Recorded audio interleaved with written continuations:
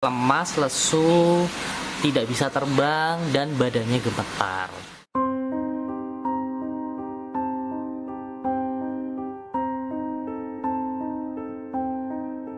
Setelah dilakukan pemeriksaan, adanya indikasi antara terjangkit infeksi atau dia ada luka traumatik yang menyebabkan adanya abnormalitas pada sistem lokomosi.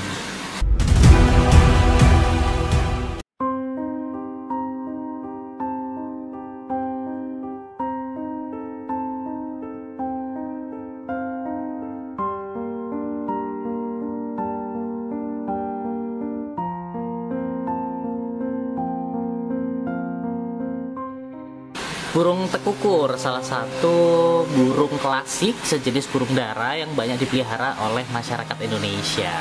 Burung ini menjadi salah satu simbol khususnya bagi orang-orang zaman dulu sebagai salah satu burung kesayangan yang dipelihara sebagai estetika. Jadi untuk burung hias.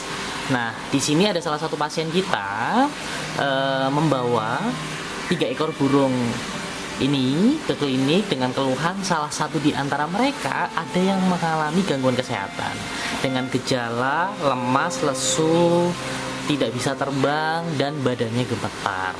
Setelah dilakukan pemeriksaan, adanya indikasi antara terjangkit infeksi atau dia ada luka traumatik yang menyebabkan adanya abnormalitas pada sistem lokomosi.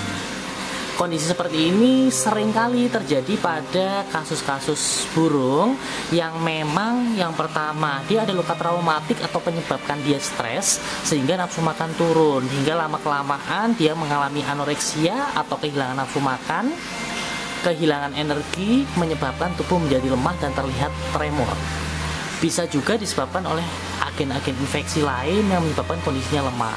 Seringkali penyakit-penyakit yang menyebabkan gangguan syaraf dan juga gangguan sistem lokomosi itu contohnya Newcastle disease, bisa juga gumboro atau infeksi bakterial lainnya.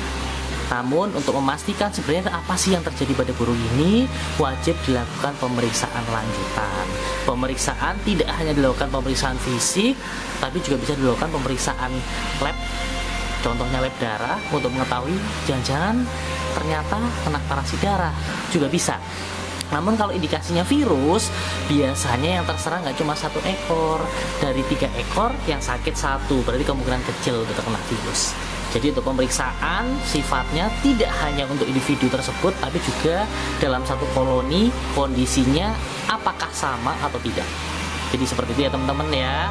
Jadi buat teman-teman yang memelihara hewan, ketika ke dokter hewan itu tidak hanya melulu membawa anjing dan kucing.